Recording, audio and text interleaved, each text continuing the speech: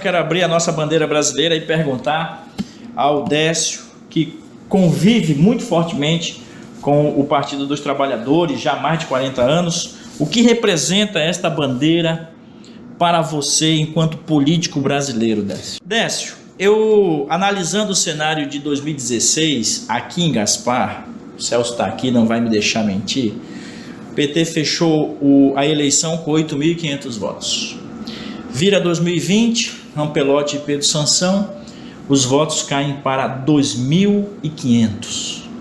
A pergunta que eu faço a você, político experimentado, o PT aqui de Gaspar acabou? A facada estão dizendo que nem existiu. O problema das coisas erradas que possam ter acontecido, é culpa do sistema. O Lula é ou não é ladrão? O Lula é uma pessoa que nunca quis as coisas.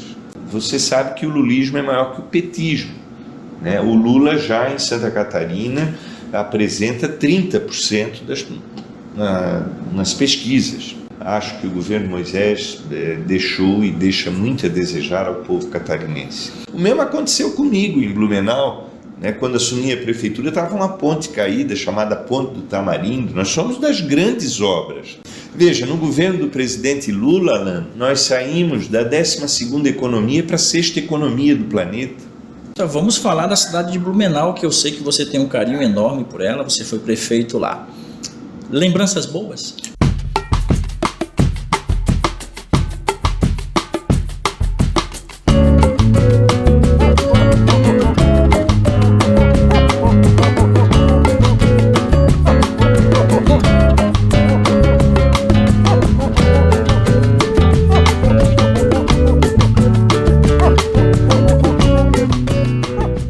Três vezes deputado federal pelo estado de Santa Catarina, ex-prefeito de Blumenau.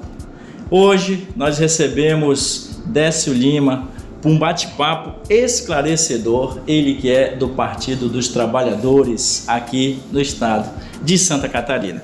Atual presidente também do partido, é isso? Isso, Alan. Seja bem-vindo ao Valor Entrevista, é um prazer te receber. Obrigado, Alan, é um prazer enorme poder estar aqui com você no Valor Entrevista, para todos aqueles que nos acompanham nas redes sociais, essa magia extraordinária da democratização do processo de comunicação no mundo inteiro. É muito bom poder estar aqui com teus seguidores, aqueles que estão inscritos, principalmente no YouTube. A minha alegria também de estar numa cidade muito querida, muito especial, que eu reúno um amor enorme pelas pessoas que aqui trabalham, aqui vivem, pelo empenho que todos nós aqui construímos, principalmente poder estar aqui, Alan, no Valor Entrevista, acompanhado do meu querido companheiro, ex-prefeito Celso Zucchi, dos quais tem uma biografia extraordinária de resultados e de serviços na melhoria da qualidade de vida do povo de Gaspar. Também poder estar aqui com aquele que para nós, para mim e para o Celso, é depositário de muita esperança, uma esperança geracional da nossa juventude, que é o nosso querido companheiro Pedro Sansão, advogado brilhante, faz um trabalho de poder tocar a nossa juventude, a nossa geração, com a importância que é a luta política, a vida neste, eu diria, ringue das disputas no campo da democracia, mas que são fundamentais para que nós possamos construir um país ainda melhor, esperançoso, um país que seja de todo o povo brasileiro, Alan. Então, estou muito feliz de poder estar aqui com você, conhecer a tua família, a tua companheira, a tua maravilhosa esposa, a Josi, o Rodolfo, a Alana e o que chegou recente, o Henrique, né, que está com um mêsinho e 20 dias. Muito bom estar aqui contigo. Cara, o prazer é meu te receber, o pessoal te pediu muito aqui, por conta de nós realizarmos um trabalho plural.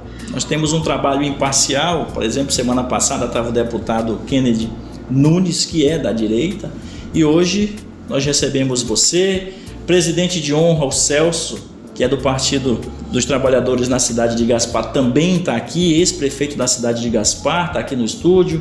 Pedro Sansão, como o Décio falou, advogado, e que também usou o nome dele, a força dele nas últimas eleições como vice-candidato pelo Partido dos Trabalhadores com o Amarildo Rampelotti. Mandar um abraço para o Rampelotti também. Enfim, para toda essa galera do Partido dos Trabalhadores do Vale do Itajaí. Décio, eu quero começar resgatando o início da tua caminhada política, até a gente chegar nos momentos atuais, essa polaridade, essa coisa toda de Lula preso, e direita e esquerda, essas coisas todas que a gente viu aí nos últimos 5 anos. Como foi que iniciou a tua caminhada política? Bom, eu iniciei como um jovem que foi tocado pela indignação de viver num país que estava sendo duramente agredido por um processo de ausência da democracia em plena ditadura. Nós passamos um período de 21 anos. Eu sou desta geração que deu a contribuição para que nós pudéssemos escrever uma nova história da vida democrática do nosso país. O que sempre me levou para o processo da vida pública nunca foi absolutamente carreira ou cargos, mas foi um processo de luta e de causa. Assim como o Celso, o Sansão, que aqui estão honrosamente me acompanhando. Nós não somos apenas uma estrutura partidária dentro de um processo institucionalizado da democracia. Nós somos sonhadores, nós somos pessoas que imaginamos que esse país possa ser de todo o povo brasileiro. Nós somos aqueles que o povo brasileiro nos permitiu, como nenhuma democracia no mundo, eleger pela primeira vez um operário presidente da República.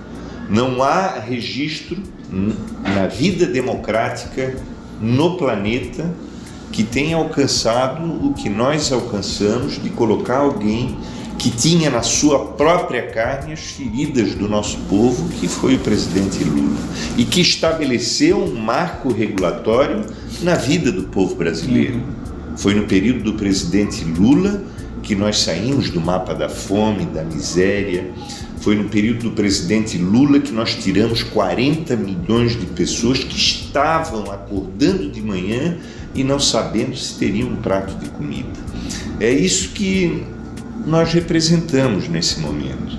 É por isso, Alan, que com todo esse massacre, que inclusive grande parte dele vivi como deputado federal nos meus 3 mandatos, um massacre dirigido por uma pauta da mentira, da enganação, da traição de valores, inclusive da soberania nacional, que nós conseguimos e estamos aqui resistindo neste processo, porque nós somos uma causa.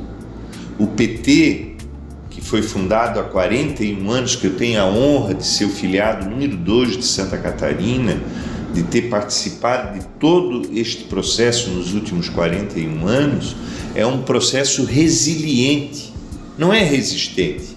O resiliente é aquele que verga, mas não quebra, porque nós somos um processo que tem uma pauta de causa de esperança do povo brasileiro. É por isso que, com todo esse massacre de violência construído pelas elites do atraso, pelas mentiras, pelos apátridas que fizeram uma pauta, como o Celso sabe, que deu grande parte da sua vida na construção da Petrobras, que foi justamente para entregar a descoberta do pré-sal aos interesses internacionais, e fizeram essa ruptura democrática com esse caos que o Brasil está vivendo. Antes da gente chegar nesse tema, que a gente vai abordar também na nossa entrevista, vamos falar da cidade de Blumenau, que eu sei que você tem um carinho enorme por ela, você foi prefeito lá. Lembranças boas? Muito boas, né? E uma paixão enorme pelo povo de Blumenau, pela cidade de Blumenau, que me deu honrosamente a possibilidade de ser seu prefeito por 2 mandatos, de ter sido reeleito com 63% dos votos, e de poder sair da prefeitura com 85%, segundo pesquisa do IBOP, de ótimo e bom. uma aprovação sem igual na história da cidade. Sim. Resultado também de um processo de causa que nós tivemos na cidade. Né? Porque tanto eu quanto o Celso aqui em Gaspar, a cidade sabe, é só andar na rua, a rua que me fez chegar até aqui no Valor Entrevista, nesse espaço muito querido que você nos recebe, eu vim pelo asfalto feito no governo do prefeito Celso. Se nós olharmos o retrato antes do Celso de Gaspar e olhar o retrato de Blumenau antes do Décio Lima, você vai ver que houve uma verdadeira revolução urbanística e de melhoria da qualidade de vida do nosso povo. Mas eu e o Celso sabemos de uma coisa, né, que a experiência dele de 3 mandatos, a minha de 2 mandatos, de que as obras mais importantes, Alain, são as obras humanas, são as obras que nós realizamos do ponto de vista de proteger as pessoas, de não deixar nenhuma criança fora da escola, de não deixar nenhuma criança numa sinaleira, de não nos permitirmos, o tempo que nós fomos governo, ninguém passar fome na cidade, ou sequer um morador de rua existiam no período em que nós governamos, de fazer com que os nossos governos não tivessem só o olhar, que é importante, para o centro, para onde moram as pessoas com melhor qualidade de vida, mas um olhar pela periferia, de saber que ali estão verdadeiras pessoas, verdadeiros trabalhadores, verdadeiros brasileiros, gasparenses e blumenauenses, que acordam de manhã e ajudam a construir a riqueza do nosso povo. Então eu acredito que essa pergunta que você faz sobre Blumenau, são essas as lembranças, né? O teu legado então foi humano? Com certeza. Mas teve obras. O ato de governar, ele é um ato por excelência humano. Não, as obras, eu não tenho dúvida que a grande marca do Celso e a minha, por exemplo, foram as grandes obras. Sim. Né? Foram as grandes obras.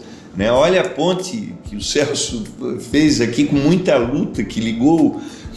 A segunda ponte, Gaspar tem 2 pontes, uma foi feita pelo Celso e a outra estava caindo, foi recuperada pelo Celso. O mesmo aconteceu comigo em Blumenau, né? Quando assumi a prefeitura estava uma ponte caída chamada Ponte do Tamarindo. Nós somos das grandes obras, nós fizemos grandes obras que impactou a cidade. Eu fiz 400 quilômetros. Com dinheiro em caixa ou fazendo empréstimo? A política é um ato de paixão, não importa, né? Sobretudo.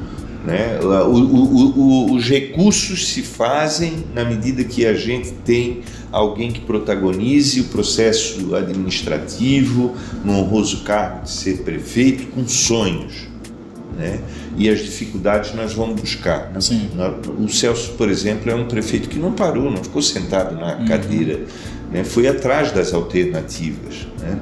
Então eu acredito que essa é uma diferença que nos traz no processo da política. Sim. Eu sou um democrata, né? Tenho uma natureza, aprendi esse processo de que a democracia é plural.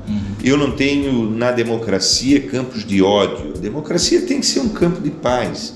Eu sempre me relacionei com toda a diversidade da democracia.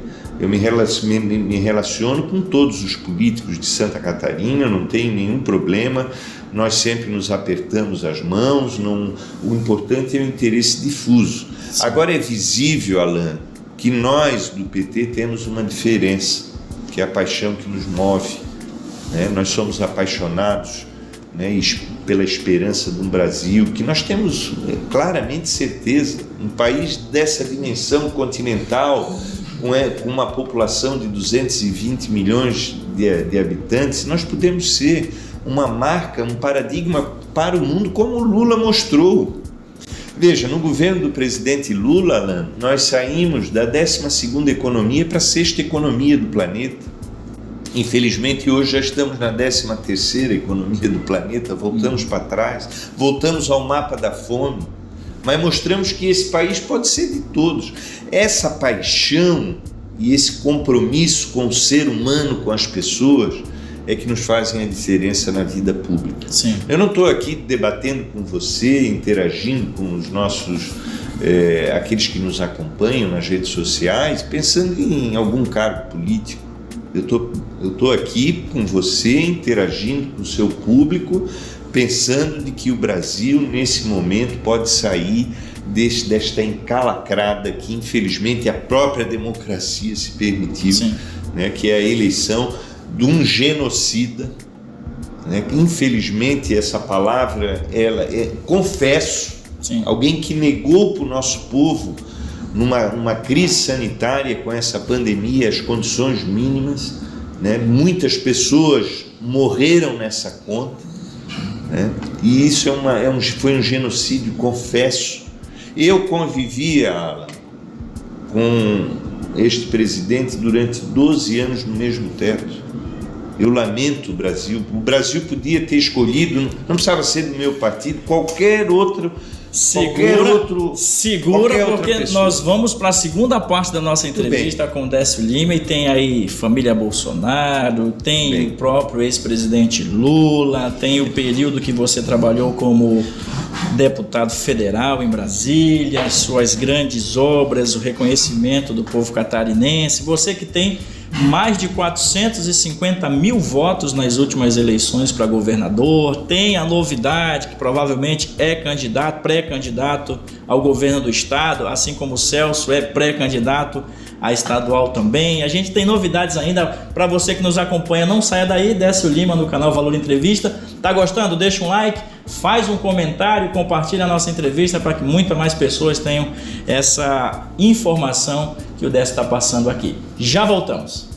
Hoje no Valor Entrevista, Décio Lima. Olha só, 3 vezes deputado federal, 2 vezes prefeito de Blumenau, foi vereador também, um atuante político catarinense que hoje nos concede essa entrevista especial e exclusiva aqui no nosso estúdio. Décio, no período de deputado federal, você conseguiu trazer muita grana para a região do Vale do Itajaí, sobretudo para a cidade de Gaspar, porque você trabalhava em conjunto com o Celso, é isso, né?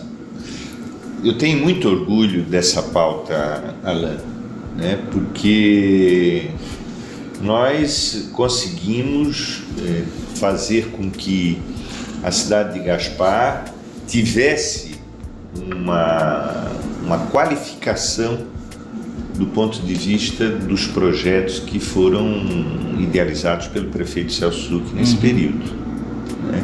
Sem o que Gaspar não teria sozinha conseguido alcançar os resultados que alcançou. É bem importante que o Celso que fez esse processo de inteligência, né? Porque a vida pública de um deputado federal, ela tem um aspecto regional, mas ao mesmo tempo ela tem um aspecto republicano. Se o prefeito não toma iniciativa, fica de braços cruzados. O Celso não fez isso, né? O Celso escreveu um desenho da cidade com obras impactantes, né? Eu, por exemplo, quando entro aqui para vir até o seu estúdio, eu passo por um viaduto, vindo de Blumenau para um viaduto. Esse viaduto foi feito no governo do Celso com recursos que a gente pôde captar, por exemplo, no governo federal, senão não tinha aquele recurso, e foi através de um deputado federal. Eu me orgulho muito, falo isso sem soberba, aqui agasalhados com as sandálias da humildade, que eu desafio na vida pública de Gaspar algum deputado federal que trouxe mais recursos para a cidade de Gaspar do que no curso dos meus 3 mandatos como deputado federal. E esse é um sentimento que a gente percebe agora na região. Nós estamos com a cidade de Gaspar praticamente não tem mais um deputado federal que pudesse atuar dessa forma, né? A cidade de Blumenau a mesma coisa. A nossa região ficou completamente órfã do ponto de vista da representação republicana em Brasília, porque pulverizou votos, né? E isso tira, digamos, o apelo da própria paróquia. Agora, a inteligência do governo do ex-prefeito Celso Zucchi foi extraordinária, né? Ele botou na mesa dele dizendo como prioridade manter-se um deputado federal.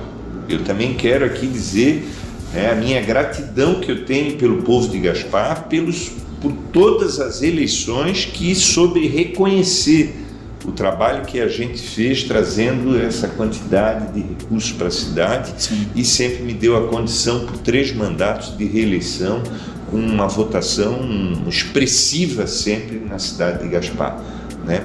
Liderados evidentemente pelo processo político do ex-prefeito Celso Zucchi. Bacana. Agora vamos falar do cenário estadual para depois a gente ir para a esfera nacional.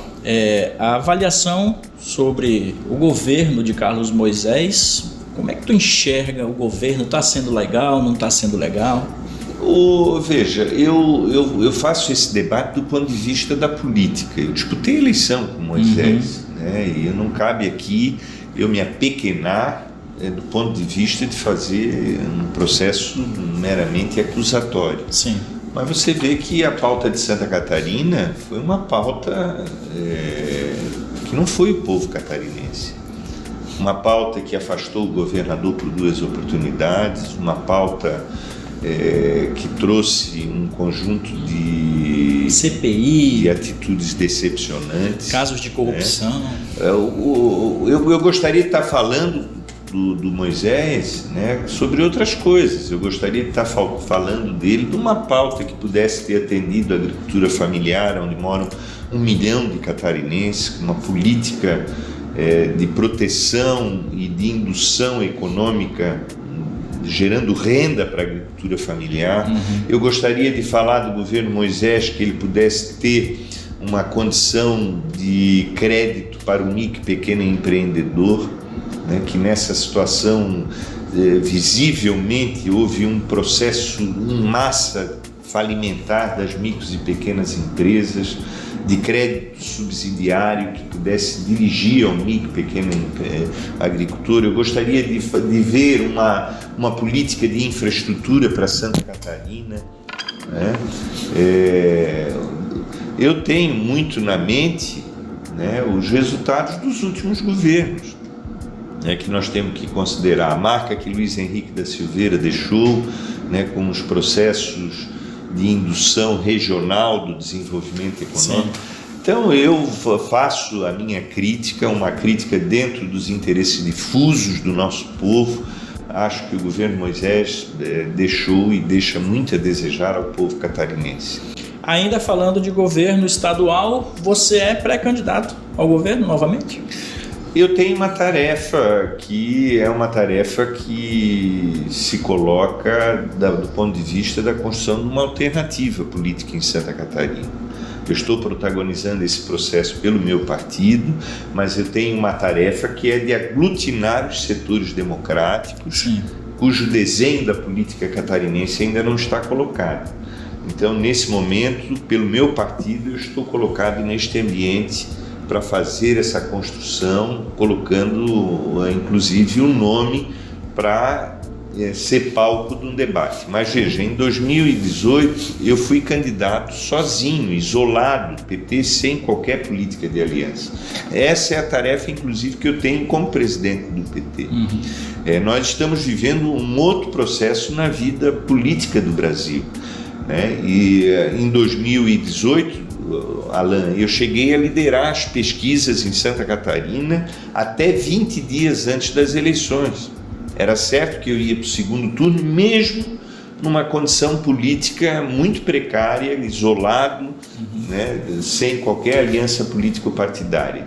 Com a retirada do nome do presidente Lula do cenário, inviabilizando eleitoralmente a sua candidatura, e nós tivemos que substituir com o Haddad, nós naturalmente saímos da possibilidade competitiva de irmos para o segundo turno. Sim. Agora, nesse momento, Alan, você sabe que o lulismo é maior que o petismo, né? O Lula já em Santa Catarina apresenta 30% nas pesquisas, né? Essa capilaridade que é eu que represento como presidente estadual, como uma possibilidade de candidatura ao governo no ano que vem, ela já nos dá um lampejo de esperança de eu afirmar para você e para aqueles que nos acompanham de que nós temos um potencial de irmos para o segundo turno nessas eleições. Sim. Com a clareza o seguinte, não existe eleição em Santa Catarina nesse momento ganha no primeiro turno, né? O fracionamento está grande. As pesquisas mostram que eu já figuro aí em segundo lugar, né? Algumas pesquisas. Regiões como a Grande Florianópolis, nós já hoje somos imbatíveis, lá estamos em primeiro lugar, no Sul a mesma coisa, no Vale muito bem.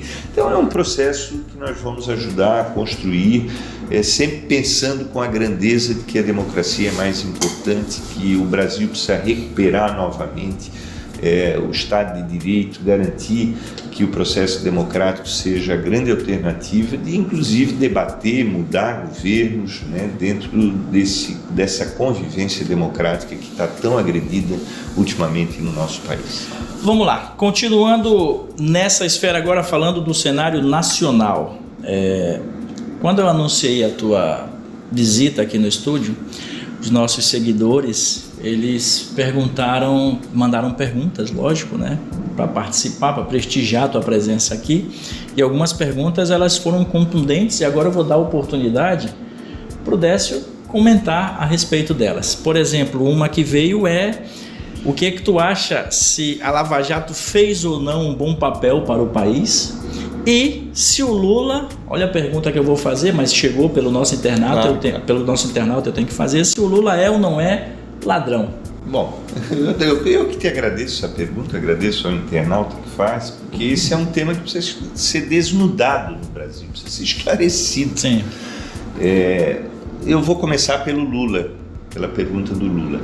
Olha, Alan, eu falo aqui eu poderia falar como advogado do processo do Lula, durante todo esse período, não um advogado com procuração dele, mas um advogado que acompanhou a leitura de todos os processos e que fez parte de uma comissão junto com Haddad, com Grinaldi, com Rochinha, num grupo de advogados a pedido informais, a pedido do Lula, para ir acompanhando todos esses procedimentos ocorridos com relação ao ex-presidente Lula. Eu poderia falar assim como advogado. Eu poderia falar aqui para você como petista, né? Estou com o Lula há 41 anos, participando com ele de reuniões, mas eu não vou falar nem como advogado, nem como petista. Eu vou falar para você de alguém que teve a honra de criar a filha Lurian do Lula na minha casa. Eu vou falar para você como alguém que viveu praticamente todos os momentos que são naturais nas famílias, de Natal, Ano Novo, Páscoa, no convívio da família do presidente Lula, das férias, dos lugarzinhos nas praias. Eu vou falar como alguém que conhece a casa do presidente Lula. Aliás, eu quero dizer para aqueles que chamam e ainda tem essa visão de que o Lula é um ladrão, eu moro melhor que o Lula. O apartamento, a casa que eu moro é melhor do que a do Lula, né? Então eu quero falar assim do Lula. Sim. Ou seja, o Lula é uma pessoa despojada. O Lula é uma pessoa que nunca quis as coisas. O Lula não é uma pessoa ligada ao sistema capitalista e de direito de propriedade, de ter um carro novo todo dia, de ter mansões, de ter... O Lula não é isso. Então, o Lula é um nordestino despojado. O Lula é um brasileiro com uma caixa de isopor, com um refrigerante gelado, uma aguinha gelada, uma cervejinha. Esse é o Lula. Eu quero falar do Lula do que eu conheço. Não existe ladrão pobre no mundo. Isso não existe. Os ladrões são ricos, milionários. Os ladrões desse país são os grandes banqueiros, são os grandes capitalistas, são os grandes exploradores. O Lula não é isso. O Lula é um retirante nordestino. O Lula é uma pessoa que me liga e diz: Décio, a minha irmã está aí em Blumenau, e ele não era presidente da República, a Mariazinha, a irmã dele está aí, eu soube que ela está aí com o filho dela debaixo de um caminhão cozinhando, e eu vou atrás da Mariazinha pela cidade de Blumenau para tentar levar ela para minha casa. Esse é o Lula. O Lula é a pessoa que estava na masmorra em Curitiba e é a mesma pessoa que eu saí daqui com a Ana Paula para ir a São Paulo para fazer compra para os filhos que estavam lá precisando de comida. E que os fake news diziam que um era dono da JBS, o outro era dono da Havan. O Lula é pai da Lurian, que depois que saiu da minha casa foi morar em Florianópolis, foi acabando parar no Rio de Janeiro, e que me liga do outro lado, em Niterói, dizendo: Dindo, que ela me chama de Dindo, tu não tem como fazer um piquezinho para mim, porque eu não estou sem dinheiro para atravessar a balsa. Esse é o Lula. Então eu falo do Lula com toda tranquilidade. O que foi essa Lava Jato, Alan? Essa Lava Jato foi um processo montado, visivelmente, um lawfare, como a Academia de Direito já instituiu ela no mundo todo, e está sendo desnudada. Sim. Onde é que está o Sérgio Moro nessa hora? Onde é que está o tal do Dallagnol nessa hora? E o Lula avisou para eles, naquele depoimento que o Lula prestou em Curitiba: olha, o que vocês estão fazendo comigo vai acontecer com vocês lá na frente. Então eu quero dizer aqui para todos aqueles que me acompanham, de que não há nenhuma possibilidade de se usar essa palavra por uma pessoa como o presidente Lula. Uma pessoa que tem na vida dele, no entorno dele, pessoas que nunca se beneficiaram.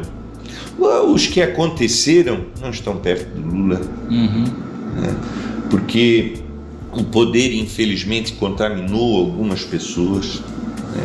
Dá para fazer o meia-culpa, porque isso é o que o povo brasileiro aparentemente espera há muito tempo, né? Não Aquela dá. situação do Ciro, do irmão do Ciro, perguntando se dá para fazer uma meia-culpa. Não dá, porque o problema das coisas erradas que possam ter acontecido é culpa do sistema.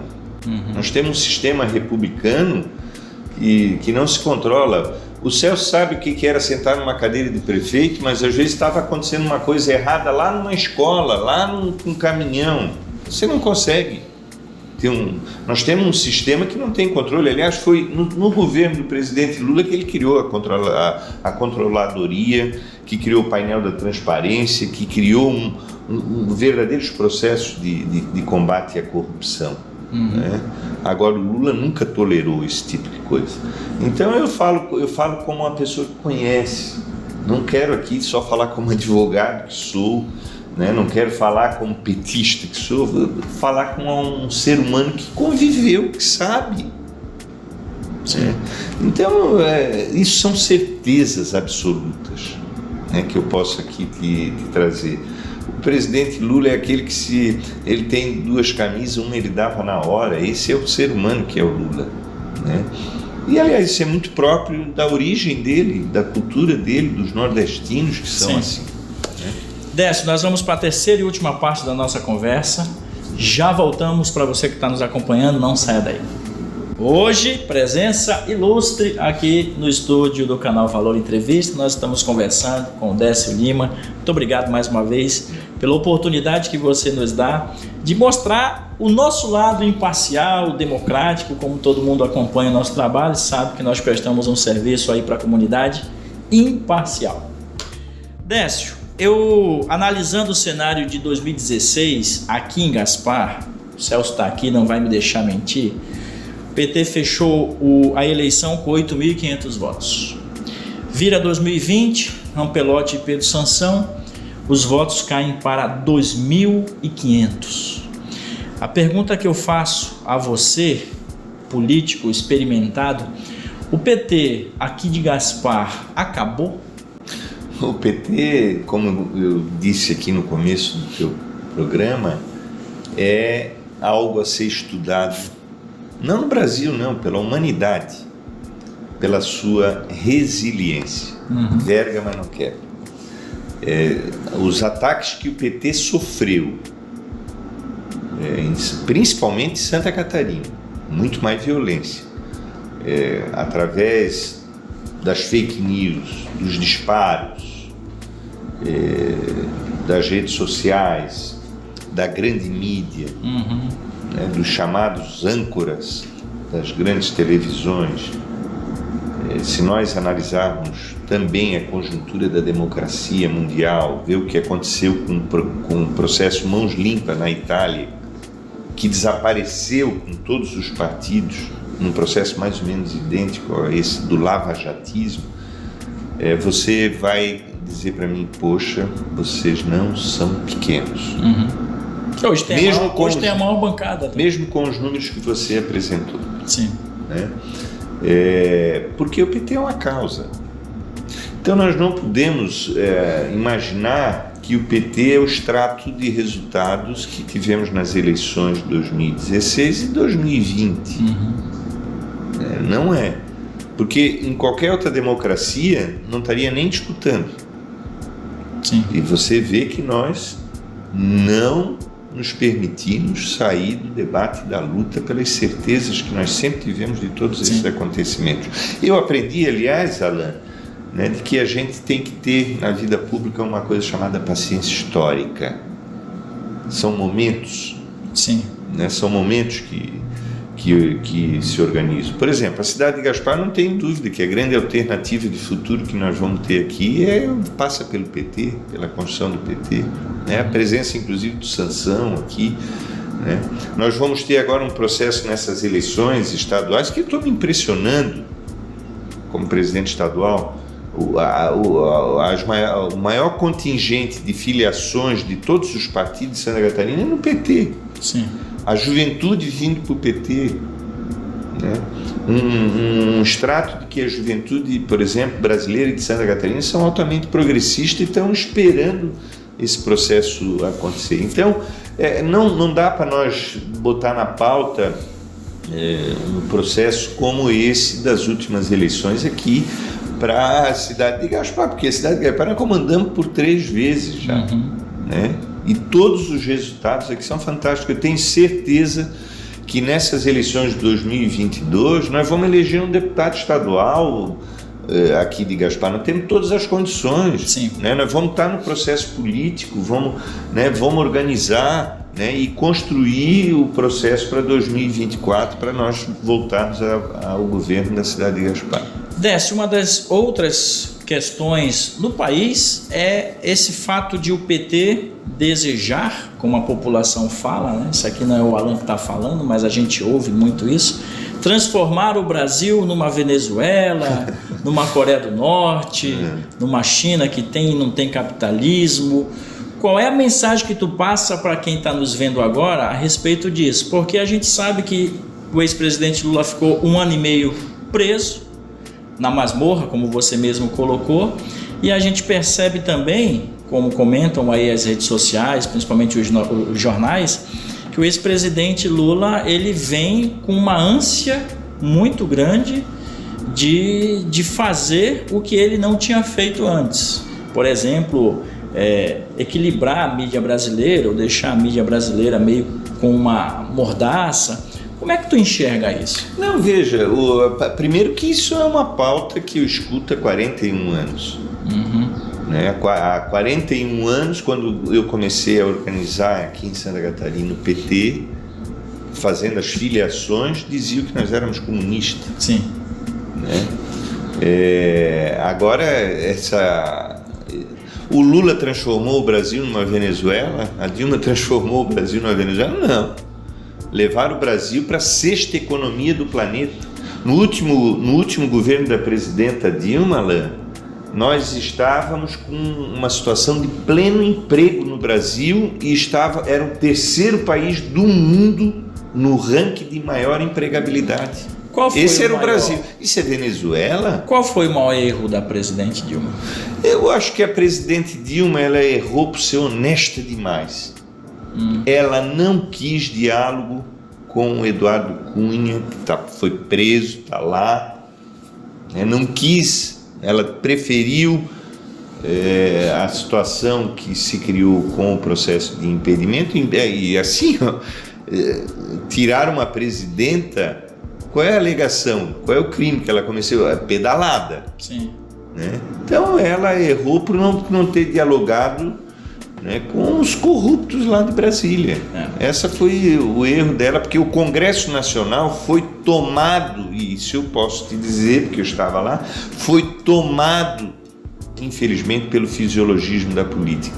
Eu nunca vi aquilo, um congresso no período que a presidenta ganhou o segundo mandato, tinha mais de, ele sempre diz que tem 300, tinha mais de 400 que estavam lá para fazer negócio no governo, e não para defender o Brasil. Éramos alguns poucos que estávamos lá para defender o Brasil. Né? E a presidenta Dilma não quis cair nessa cilada de levar o Brasil a uma pauta inescrupulosa, de ficar um presidente como está esse agora, rendido. Então, vamos falar agora, aproveitar nesse e falar processo chamado, que eles chamam de centrão. Da família Bolsonaro, essa questão de o Bolsonaro ter que governar, como ele dizia antes, que não se abraçaria com o centrão, hoje ele está ali. Como é que tu enxerga o governo Bolsonaro, a família Bolsonaro? Bom, eles são produto de uma coisa chamada milícia. O que é milícia? Milícia... Mas eles tiveram 56 milhões de votos do povo brasileiro. Sim, ora, a democracia comete seus erros. Os Estados Unidos elegeu o Trump, né? Elegeu o Trump. Isso é produto do processo democrático, infelizmente. Nós temos que entender as coisas para não sofrer muito, né? Na verdade, a humanidade passou por um processo revolucionário. Qual é a revolução que nós temos? A revolução é isso aqui, a tecnologia. Né? Então, isso tudo está fazendo opiniões, Alan. Né? Esse processo de acesso à tecnologia, ela ainda não temos um marco regulatório. Sim. Que a verdade seja o campo, que as coisas, né, como você faz aqui, com profissionalismo, com um espírito democrático, através do Valor Entrevista, né, trazendo todos aqui, né, via sua rica biografia de entrevista que você já criou, né, mas não é todo mundo, você sabe o que está nesse mundo das redes sociais. Sim. Então as redes sociais tocaram com violência, não no Brasil, mas no mundo todo, o processo democrático. Né? Nós temos um presidente da República que foi eleito pela democracia, que não participou de um debate. Quer dizer, foram tudo produzidos, muito pelo contrário, com encenações. Isso agrediu a democracia. O pessoal deve estar perguntando agora, Décio, mas ele levou uma facada de um petista. Eu tenho que fazer essa pergunta, porque, pô, com certeza você está acompanhando agora as investigações que tem, inclusive de um colega seu, jornalista, que está apurando o processo da facada, né? A facada estão dizendo que nem existiu, né? E muito menos quem deu a facada nunca foi petista. Olha aí. Né? Estava justamente aí aprendendo a dar tiro com os próprios filhos do Bolsonaro. Né? Então, eles são produto disso. Produto de um processo. Milícia é crime. Sim. É um estado paralelo. Sabe o que é um miliciano? Ele bate na tua porta aqui e vem cobrar a conta. Se você não pagar, eles te liquidam. É essa a cultura que tem o Rio de Janeiro. Sim. E se expandiu, infelizmente, em algumas periferias brasileiras. Bolsonaro é isso. Milícia é algo criminoso. É algo criminoso. E eles são produto deste processo. Né? Infelizmente, o povo brasileiro acreditou nisso naquele momento, mas, felizmente, o povo brasileiro está acordando e isso é extremamente esperançoso para todos nós. Bom, vamos para a reta final da nossa entrevista. Décio, com relação ao estado de Santa Catarina, vamos reafirmar novamente, muito provavelmente você será pré-candidato ao governo. Aqui em Gaspar nós teremos o Celso Zucchi como também pré-candidato ao estado. Qual é a visão aí do cenário político para 2022? Não posso deixar de citar que também o Sansão é pré-candidato, né? Eu acho que daqui a pouco eles vão conversar e fazer uma boa pauta pela cidade de Gaspar, né? Que são duas pessoas que amam essa cidade como ninguém. Eu estou muito otimista. Né? Primeiro que nós estamos aglutinados já em 6 partidos, discutindo um processo de forma muito democrática, de conteúdo. O grande desafio nosso é nos aglutinar e ter um programa que toque o coração do povo de Santa Catarina. Né? Eu acho que esse é o grande desafio. e nós vamos fazer. Eu estou muito feliz que nessa mesa tem pessoas altamente apaixonadas, né, despojadas, né, de todos os partidos que hoje nos reunimos. Eu acredito que nós em Santa Catarina também temos uma responsabilidade muito grande, porque aqui, veja, eu sempre digo, Alan, né, eu sei que você está concluindo o seu programa, mas eu sempre digo que eu não me senti derrotado em 2018, né, participando daquelas eleições. A obrigação de ganhar era dos grandes, né, das grandes alianças, as grandes coligações, mas houve em Santa Catarina um forte lampejo contra a política, criminalizando a política de um modo geral. Né? E o PT foi um grande sobrevivente, porque nós praticamente mantivemos o nosso patrimônio com os nossos deputados estaduais. Sim. A Ana Paula não se elegeu federal por um votinho na legenda e uma profunda agressão jurídica, vítima de um erro jurídico cometido pelo TSE, inclusive. Mas senão nós teríamos mantido o nosso patrimônio político. Para 2022 tem algo diferente, o lulismo, né? Então eu terminei as eleições com 13% aproximadamente dos votos em 2018, mas o Lula já está com 30%. Eu sou o candidato do Lula, né, nesse processo, né? Nós representamos isso. Então eu quero dizer que o otimismo é muito grande, né, de retomada de um grande debate em Santa Catarina, e que nós vamos, com certeza, eu sempre trabalho com otimismo, com certeza tocar o coração do povo catarinense para nós fazer com que esse Estado seja efetivamente um Estado que tenha qualidade de vida. Que diz que aqui é Suíça, mas a Suíça não convive com 300 mil catarinenses nesse momento que estão passando fome. Sim. Né? Não existe uma Suíça com esse retrato. E Santa Catarina pode ser uma Suíça, e é isso que nós vamos querer produzir no debate democrático nas eleições de 2022. É isso. Pessoal, antes da gente finalizar, o Décio também vai participar do nosso quadro O Convidado Vende. Já vendeu alguma coisa, Décio? Como assim? Agora você vai vender. Agora você fez uma pergunta. São as suas considerações finais para quem está nos acompanhando e o pedido de patrocínio e venda do nosso trabalho aqui de anúncio do canal Valor Entrevista. Agora é a tua habilidade de venda. Vamos ver se ele é bom em vendas. A contabilidade limitada? Não, você vai vender o Valor Entrevista para o empresário que está nos acompanhando agora. Eu acho que você, que é empresário, não pode perder essa rica oportunidade de ter aqui todos os seus produtos, as suas ações comerciais vinculadas no Valor Entrevista.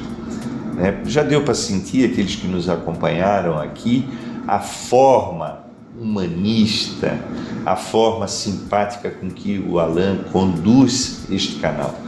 Então eu quero dizer para você que eu estou assinando embaixo. Venho aqui anunciar no Valor Entrevista. Vale a pena.